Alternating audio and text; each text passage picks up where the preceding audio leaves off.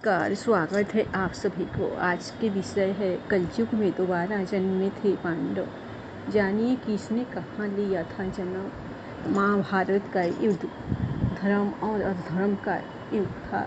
इतना विभत्स युद्ध शास्त्रों के अनुसार किसी युग में नहीं हुआ, जिसमें अपनों से ही अपनों की लड़ाई थी। इस युग में युद्ध का परिणाम भी इसकी भयावहता की तरह ही विभत्स और विनाशकारी था।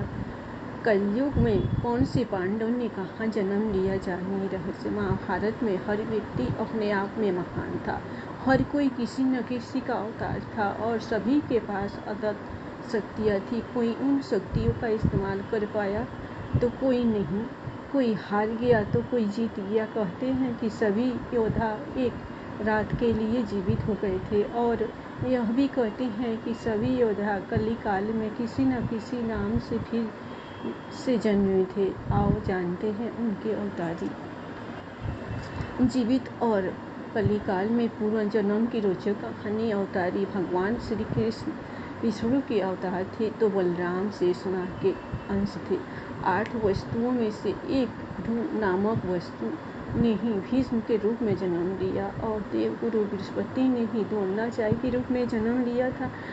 अश्वत्थामा रुद्र के अवतार थे। दुर्योधन कलयुग का तथा उसके 100 भाई पुलस्त्य वंश के राक्षस के अंश थे। सूर्यदेव के पुत्र कर्ण, इंद्र के पुत्र अर्जुन, पवन के पुत्र भीम और धर्मराज के पुत्र युधिष्ठिर और 2 अश्विनी कुमारों नृपसत्य और त्रस्त्र के पुत्र नकुल और सहदेव थे। रुद्र के एक गण ने कृपाचार्य के रूप में जन्म लिया। द्वापर युग के अंश में शकुनी अरिष्टा के पुत्र हंस नामक गंधर्व ने धृतराष्ट्र तथा पांडु के रूप में जन्म लिया।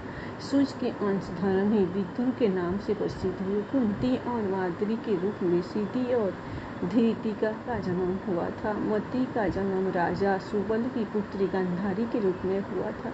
राजा भीष्मक की पुत्री रुक्मणी के रूप में लक्ष्मण जी और द्रौपदी के रूप में इंद्राणी उत्पन्न हुई थी। अभिमन्यु चंद्रमा के पुत्र वचक का अंश था।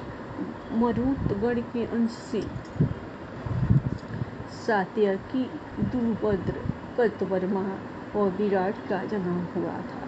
अग्नि के अंश से धूमन और राक्षस के अंश से शिखंडी का जन्म हुआ था। विश्वदेवगण द्रौपदी के 5 पुत्र प्रतिविंध्य, सुत, सोम, सुतिकीर्ति, शतानिक और सुतसेव के रूप में पैदा हुए थे। दानव राज विप्र, चिति, जरासंध और हिरण्यकशिपु शिशुपाल का अंश था। कालनेमी दैत्य ने ही कंस का रूप धारण किया था। इंद्र की आज्ञानुसार अप्सराओं के अंश से 16,000 स्त्रियां उत्पन्न हुई थी। एक रात के लिए जीवित हो गए मृत योद्धा। उस समय की बात है जब धृतराष्ट्र, कुंती, विदुर, गांधारी और संजय वन में रहते थे। एक दिन वन में उनसे मिलने युधिष्ठिर के बाद धृतराष्ट्र के आश्रम में महर्षि वेदव्यास आए। महर्षि वेदव्यास ने धृतराष्ट्र, गांधारी और कुंती से कहा कि आज मैं तुम्हें अपनी तपस्या का प्रभाव दिखाऊंगी, तुम्हारी जो इच्छा हो मांग लो। तब धृतराष्ट्र और गांधारी ने युद्ध में मृत अपने पुत्रों तथा कुंती ने कर्ण को देखने की इच्छा प्रकट की। द्रौपदी आदि ने कहा कि वे भी अपने परिजनों को देखना चाहते हैं। महर्षि वेदव्यास ने कहा कि ऐसा ही होगा। ऐसा कहकर महर्षि वेदव्यास सभी को गंगा तट पर ले गए। रात होने पर महर्षि वेदव्यास ने गंगा नदी में प्रवेश किया और पांडव और कौरव पक्ष के सभी मृत योद्धाओं का आह्वान किया। थोड़ी ही देर में भीष्म, द्रोणाचार्य, कर्ण, दुर्योधन, दुशासन, अभिमन्यु, धृतराष्ट्र के सभी पुत्र, घटोत्कच, द्रौपदी के 5 पुत्र, राजा द्रुपद, धृष्ट, धूमन, शकुनी, शिखंडी आदि वीर जल से बाहर निकल आए। उन सभी के मन में किसी भी प्रकार का अहंकार, क्रोध नहीं था। महर्षि वेदव्यास ने धृतराष्ट्र और गांधारी को दिव्य नेत्र प्रदान किए। अपने मृत परिजनों को देख सभी के मन में हर्ष छा गया। सारी रात अपने मृत परिजनों के साथ बिताकर सभी के मन में संतोष हुआ। अपने मृत पुत्र, भाई, पतियों और अन्य संबंधियों से मिलकर सभी का संताप दूर हो गया और इस प्रकार अदत्तता समाप्त हो गई। भविष्य पुराण में वर्णित एक कथा। भविष्य पुराण के अनुसार शिव जी से युद्ध करने के कारण पांडवों को कलयुग में पुनर्जन्म लेना पड़ा था। कहते हैं कि जब आधी रात के समय अश्वत्थामा, कृतवर्मा और कृपाचार्य ये तीनों पांडवों के शिविर के पास गए और उन्होंने मन ही मन भगवान शिव की आराधना कर उन्हें प्रसन्न कर लिया। इस पर भगवान शिव ने उन्हें पांडवों के शिविर में प्रवेश करने की आज्ञा दे दी, जिसके बाद अश्वत्थामा ने पांडवों के शिविर में घुसकर शिव जी से प्राप्त तलवार से पांडवों के सभी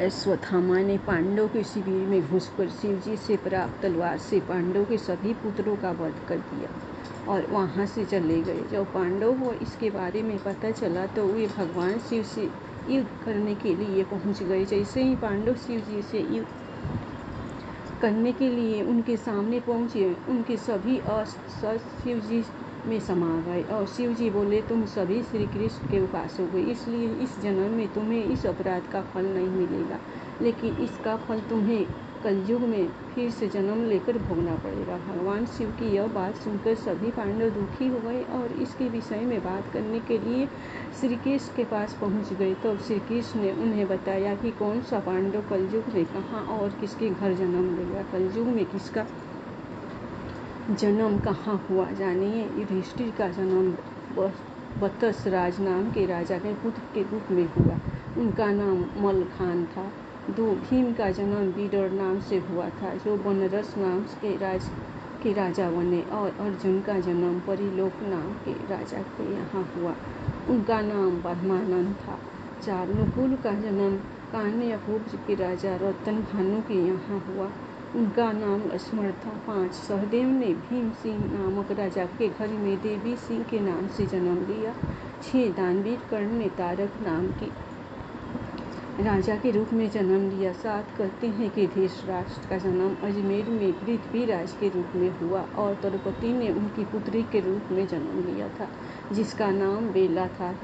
हिंदू धर्म ग्रंथ में अनेक पुराणों का वर्णन मिलता है। इन पुराणों में भगवान से जुड़ी कई घटनाओं का वर्णन है। इसी प्रकार भविष्य पुराण में द्रोणपुत्र अश्वत्थामा द्वारा पांडव पुत्रों के वध का तथा तत्पश्चात पांडवों द्वारा शिव जी से युद्ध का विस्तार से वर्णन किया गया है। भविष्य पुराण में यह भी बताया गया है कि शिव जी से युद्ध करने के कारण ही पांडवों को कलयुग में पुनः जन्म लेना पड़ा था। कहा जाता है अश्वत्थामा आज भी जीवित है और वो महाभारत काल से आज तक भटक रहे हैं, लेकिन यह भी सत्य है कि पांडवों का भी पुनर्जन्म हुआ है।